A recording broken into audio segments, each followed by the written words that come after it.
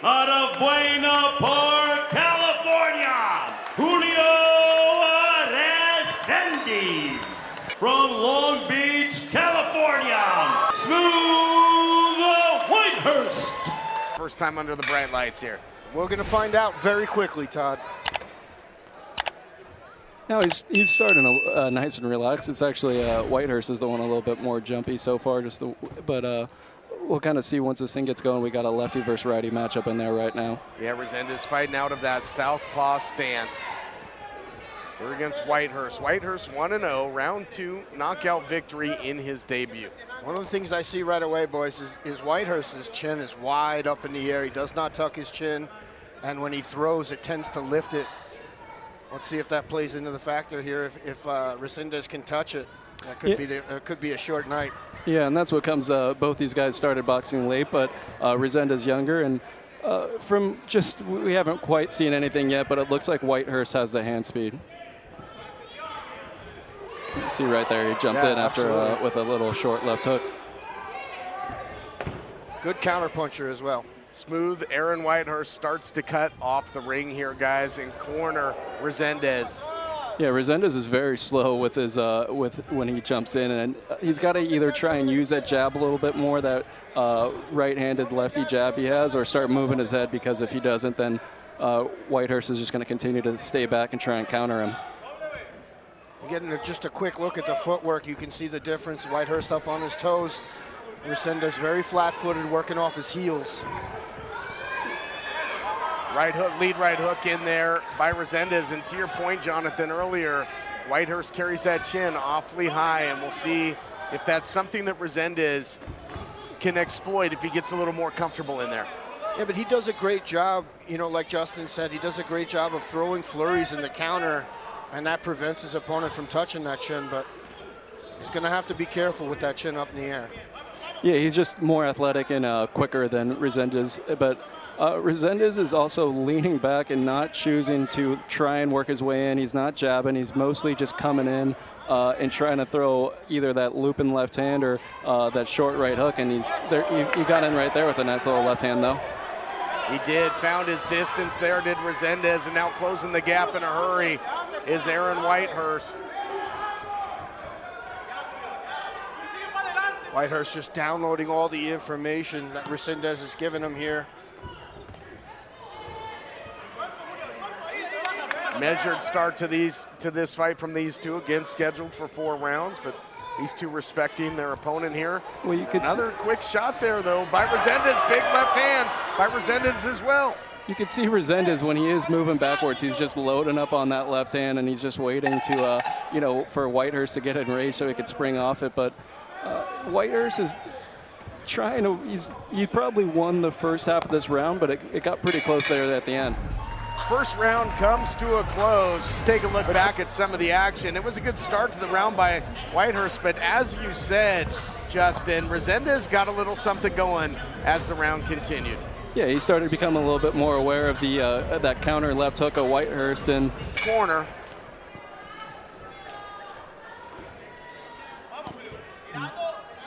Now, you'll see Resendiz is already coming in a little bit more, and I would like to see him, he kind of, as you see, he leans back and loads up on that left hand, but I would like to see him come forward a little bit more, being the slower fighter, and really try and take the fight to Whitehurst and try and get to that chin that you mentioned earlier, Joseph, that is up in the air. Yeah, he's been fighting on his back foot there, Jonathan. He's caught him with a couple left hands at Resendiz, but to Justin's point, do you think Resendiz should start fighting on that front foot, get a little more aggressive? He's going to have to, because he's not landing the cleaner counter shots, fighting off his back foot, and he's going to have to do something to come forward and starch the volume that's coming from Whitehurst. Yeah, I think he's finding out when he got close right there, he was able to get the left. I think he's finding out that he doesn't quite have that hand speed to be a sit-back type counter puncher. He's going to have to create his own openings by bringing pressure and see. It landed a nice little counter right there, as I said it, though, with that right hook. And I think it's worth mentioning, too, the footwork of Resendiz. He tends to go backwards. He's fighting on a bicycle here, and like you said, Justin, he's going to have to move forward and let his hands go if he wants to win this fight. Yes. That might be the case, but Resendiz did catch him with a couple good counter shots there before eating a shot there at the hands of Whitehurst. Correct. This is Resendiz has at least won the first minute of this round. We'll see how the second half of it goes. Again, that straight left is becoming a good weapon for Resendiz, and it's something that Whitehurst is going to have to learn to defend here, guys. Yeah, he's got a, he switched to southpaw right there. That's probably not the best idea. But yeah, Resendiz is loading up on that left hand, especially when Whitehurst is standing righty, and he just has it loaded and ready to spring off that back foot with that straight left. Jonathan, Whitehurst switching stances a couple times there. What do you make of that? You know, he's being very creative. I'd like to see him go back to the orthodox stance because he seemed to be better. And he has. Better at punching from that stance. So, you know, if it ain't broke, don't fix it type thing. Yeah. I mean, he might be switching to try and take away that open angle for that left hand when Resendiz kind of gets that lead foot positioning. But it's tough to do. You could throw punches southpaw, but defending off it is a whole different ballgame if you're not used to it. Tripling up on the jab and looking for the big right hand was Whitehurst. Good round thus far for Resendiz. Yeah, he landed a nice little short check hook as well, too, and another one. Better round for Resendiz, much better round. Yes, in Whitehurst, because when Whitehurst gets hit, he wants to immediately get his payback, and that's helping out Resendiz with these counters. Final seconds of the second round here. See if someone can put a little punctuation mark on the round. Round two comes to a close here, and there you have it. Let's take a look back at some of the action. Yeah, you saw Resendiz right there. He rolled away from that left hook, or Whitehurst, I should say. He's rolling away from that and shooting in the short right hand of the body. That counter left hand found a home several times for Julio Resendiz. They're in round two. We'll see if Whitehurst can get the pen. Great gyms, great camps. Yeah, Angulo and Alfredo Angulo with Clementine. But you see also Tom Taylor is refereeing this fight, a big-time referee. And you know what's absent from this fight is really the jab from both these guys. They're more trying to jump in with their counter shots. But a double jab could really help to set it up, especially in this open stance matchup. It's a good point there, but Jonathan, you know, Resendiz has been so fast with that straight left hand, he can almost use it like a jab in essence. Yeah, he's done a great job of finding a home for that hand, and not only that, but he's changed the course of this fight. Perhaps the cornermen have given him some instructions, but he's definitely turned it on from the second round. Whitehurst just landed a really good straight right hand on the chin of Resendiz, but Resendiz is still coming forward. A lot of tough guys on these cards. Whitehurst trying to kind of lower his level, loop around, but he's been eating a counter shot every time he's gone for that. Trying to find an angle to unload something devastating is Whitehurst. Hasn't paid dividends yet. Yeah, and he could maybe try and choose to stand his ground instead of trying to go backwards so much and try and slip under one of those right hooks or left hands that Resendiz is looking to counter with, and you time your own counter. He kind of just tried it right there, actually. Good exchange here, center of the ring.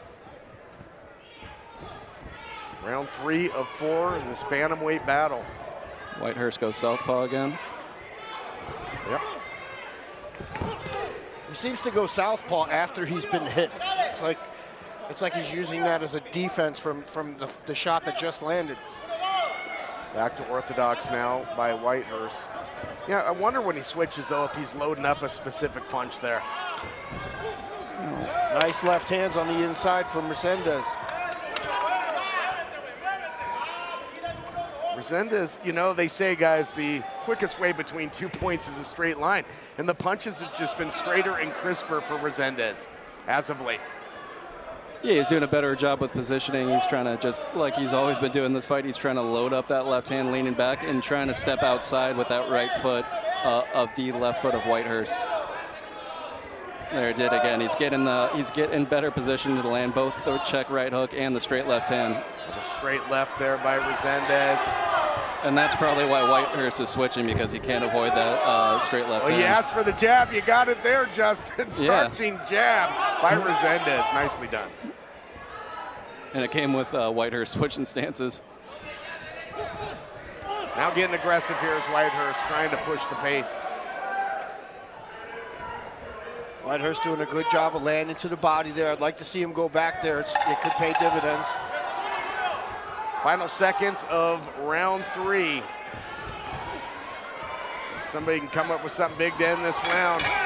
Another exchange, and the dial. Let's see. Let's look back at the replay, and we'll take a look at it. You'll see that's an inside work. Whitehurst got in there and actually landed a good short little right hand of the body. Gotta say this, though. You know, again, can't be said enough that this is the debut fight for Resendiz. Looks pretty composed in there for somebody. It's so important. If Whitehurst, if Jonathan's correct, which I agree with him, it's 1-2, then if Whitehurst wins this, we're looking at a draw. Fourth and final round, who can dig down deep, find that little something extra. Who wants it more at DMG Boxing? See, they're both aware of it. They're both up the energy of this round. You know, this is what you want to see, a strategic fight develop into a brawl in the final round. Well, you got to think both corners told their men, hey, you got to pull that pin out of the grenade here.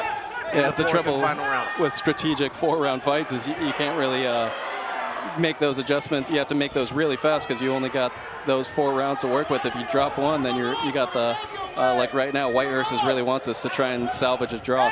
Yeah, and you know, draws are much more prevalent in the 4-round fights than even round fights, you know? Yep. Some good movement early here by Whitehurst. He's been throwing some big power shots. There's a double jab. You saw the quick change in stance again. The left hand to the body by Whitehurst. I think these guys have come close to button heads a couple times, and that's what the official, Thomas Taylor, is warning them about. Oh, clean left hand right to the bridge of the nose. Yeah, and Whitehurst answered with his own. And you mentioned every time Whitehurst gets hit, he gets real aggressive in return, but sometimes leaves himself open as a result. Correct, yeah, he's got that, you know, you got me, I'm going to get you back even harder, but it can run him into trouble. He's been okay with it right now because he is more athletic and has the faster hands, but this fight is coming down to the wire right here. Minute and a half to see who could pull away with the victory. Let me ask you this, Justin, how long, I mean, is that the best strategy? You know, anything you can do, I can do better here for Whitehurst? Well, it depends what his style is. Right now, he looks, if he's content with kind of being that pressure fighter coming forward, then yeah, but it looked like at the beginning he was trying to use his hand speed and be a counter puncher. Yeah, this thing getting a little ugly here in round 4, but I think Whitehurst out of the two is biting down on that mouthpiece a little bit more and throwing with a little bit more intensity, guys. Now, if you have that strategy against a guy who could really counter you, that's when you could run into some big-time trouble. Oh, big left hand right there from Whitehurst as he jumped in. Clean shot right there. Whitehurst has recaptured some of the momentum, but will it be enough if this goes the distance? Going to be interesting to see how this comes out on the cards if we get there. Yeah, you'll see a big, once that 10-second goes, they're going to really go for broke, I think, because these last 10 seconds are going to be everything. Yeah, time to empty that clip here. Leave it all in the ring. Or not. There it is. Just missing left Final hands. exchange. This one goes the distance. Pair of well-matched competitors yet again here at DMG. I think that was definitely the best round for Whitehurst since the original. Yeah, and you'll see when he jumped in southpaw, he was really trying to land that overhand left as Resendiz was throwing his own.